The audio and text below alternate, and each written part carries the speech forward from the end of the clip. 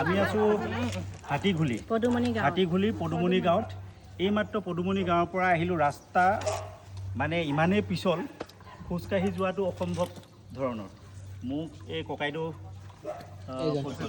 লগত ককাইদেউ মোক হাতত ধৰি লৈছে ৰাস্তাত পিছলি পৰোঁ বুলি। আচলতে সেইটো ডাঙৰ কথা নহয়।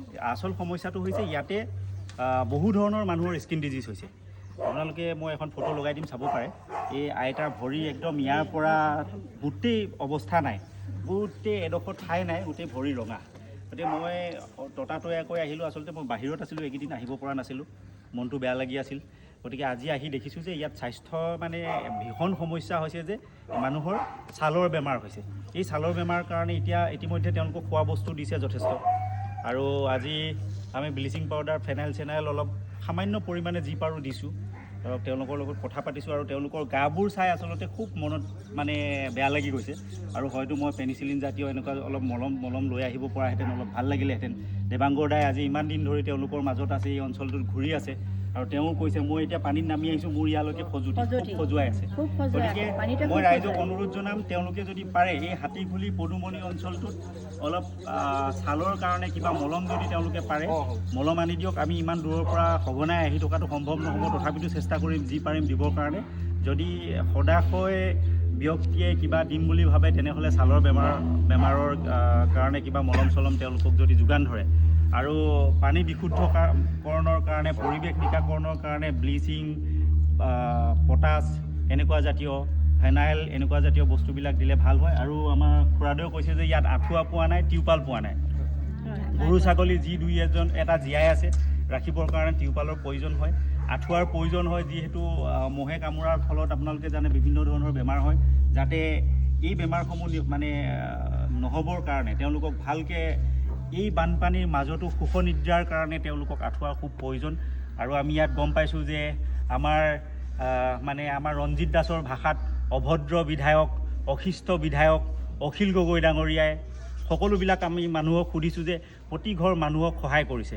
আৰু আমি ক'ম, অসমত 126জন বিধায়ক, এই 126জন বিধায়কে অখিল গগৈ ডাঙৰীয়াৰ নিচিনা অশিষ্ট অভদ্ৰ হওক। আমি এনেকুৱা বিধায়ক বিচাৰোঁ, যি বিধায়কে মানুহৰ বিপদৰ সময়ত, মানুহৰ মৃত্যুৰ বিভীষিকা শুনি, মানুহৰ যি জীৱনৰ আৰ্তনাদ শুনি যি বিধানসভাৰ টেবুলত উঠিব পাৰে, টেবুলত ঢকিয়াই তেওঁ দাবী কৰিব পাৰে, এনেকুৱা অভদ্ৰ আৰু অশিষ্ট বিধায়ক আমি যুগে যুগে বিচাৰোঁ, হয়নে নহয়? অসমৰ 126জন এনেকুৱা বিধায়ক বিচাৰোঁ, হয়নে? গতিকে আমি অখিল গগৈৰ নিচিনা আমি বিধায়ক বিচাৰোঁ। গতিকে এটা সময়ত আপোনালোকে দেখিছিলে গৌৰৱ গগৈক হৰুৱাবৰ কাৰণে গোটেই মন্ত্ৰীসভাখন ইয়াত আহি, গোটেই দিছপুৰখন ইয়াত আহি বহি লৈছিলে, হয়নে? যোৰহাট, শিৱসাগৰৰ ক'তো হোটেলত ঠাই নাই। কোনোবা বোলে মানে বান নিয়ন্ত্ৰণ মন্ত্ৰী আহিছে, কোনোবা বোলে মানে কৃষি মন্ত্ৰী আহিছে, অমিত শ্বাহ ডাঙৰীয়া আহিলে, এইফালে আপোনাৰ নৰেন্দ্ৰ মোদী ডাঙৰীয়া আহিলে। আহি ইয়াত গৌৰৱ গগৈ হৰুৱাবৰ কাৰণে যেতিয়া MP নিৰ্বাচনৰ সময়ত তেওঁলোকে আহি ইয়াত মানে দিন ধৰি 1 মাহ দিন বহি ল'লে। এতিয়া মানুহৰ বানপানীৰ সময়ত এতিয়া আমাৰ মুখ্যমন্ত্ৰী ডাঙৰীয়াই 1 তাৰিখলৈকে ডেডলাইন লৈছে, 1 তাৰিখে মন্ত্ৰীসকল ইয়ালৈ আহিব। আচলতে মানুহ মৰি শেষ হোৱাৰ পিছত ইয়ালৈ আহিব। আনকি আজমল চাহাবে ইয়াত 1 কোটি টকা সাহায্য ঘোষণা কৰাৰ পিছত অখিল গগৈয়ে ঘৰে ঘৰে মানে মানুহক মানে পইচা দিয়াৰ পিছত, সাহায্য দিয়াৰ পিছত, মানে পানীয়ে দৌৰাৰ পিছত মুখ্যমন্ত্ৰী মানে চকু খোল খাইছে। তেওঁ পৰিবাৰেও 1 কোটি টকা দিছে। সেইটো আমি ধন্যবাদ আৰু কৃতজ্ঞতা জ্ঞাপন কৰিছোঁ। কিন্তু এনেকুৱা অখিল গগৈৰ দৰে বিধায়ক যদি অসমত থাকে, আৰু মইতো ভাবোঁ অখিল গগৈ CM হ'লে মানে আপোনালোকে দেখিছে এজন বিধায়কৰ হাততে আমি সমষ্টিবাসী বা এই বান দুৰ্গতসকল কিমান সুৰক্ষিত অনুভৱ কৰিছোঁ, নহয় জানো? কাৰোবাক যদি দিবও পৰা নাই, তেওঁক দেখি আমাৰ মনটো শান্তি লাগিছে। মইতো বাহিৰত আছিলোঁ, মই অসমত মানে এই অঞ্চলত নাছিলোঁৱেই, মই লখিমপুৰতো নাছিলোঁ। গতিকে মোৰ তাৰ পৰাই মই ৰাতি শুব পৰা নাই ভালকৈ। মই কালি ৰাতিও ইয়ালৈ আহিম বুলি মই 1:30 বজাত শুইছোঁ, শুই মই 3টা বজাতে সাৰ পাইছোঁ। ৰাতিপুৱাই উঠি মই ইয়ালৈ আহিছোঁ আপোনালোকৰ মাজলৈ। আহি মানে মনটো খুব দুখ লাগিছে। মই ইয়াৰ পৰিস্থিতিখিনি জনা নাছিলোঁ।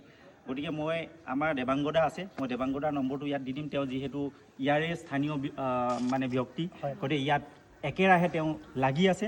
গতিকে দেৱাংগদাৰ লগত যোগাযোগ কৰি যদি সদাশয় ব্যক্তিয়ে ইয়াত অলপ সাহায্য দিব বিচাৰে, তেনেহ'লে এই পেনিচিলিন জাতীয় সঁজুলিৰ কাৰণে, তেওঁলোকৰ ফাংগেল ইনফেকশ্যন হৈছে, ফাংগেল ইনফেকশ্যন ৰোধ কৰিবৰ কাৰণে এনেকুৱা ধৰণৰ যদি মলম অলপ পঠিয়াব পাৰে, ৰাইজে নিশ্চিতভাৱে উপকৃত হ'ব। গতিকে মই সকলোকে অনুৰোধ জনাম, এই বান দুৰ্গতসকলক সহায় কৰিবৰ কাৰণে। বন্ধু ডক্টৰ হৰিকান্ত দাস ইয়ালৈ অহাৰ বাবে তেখেতক ধন্যবাদ জনাইছোঁ আমি ৰাইজৰ ফালৰ পৰা। হয় হয় বহুত আশীৰ্বাদ দিছোঁ।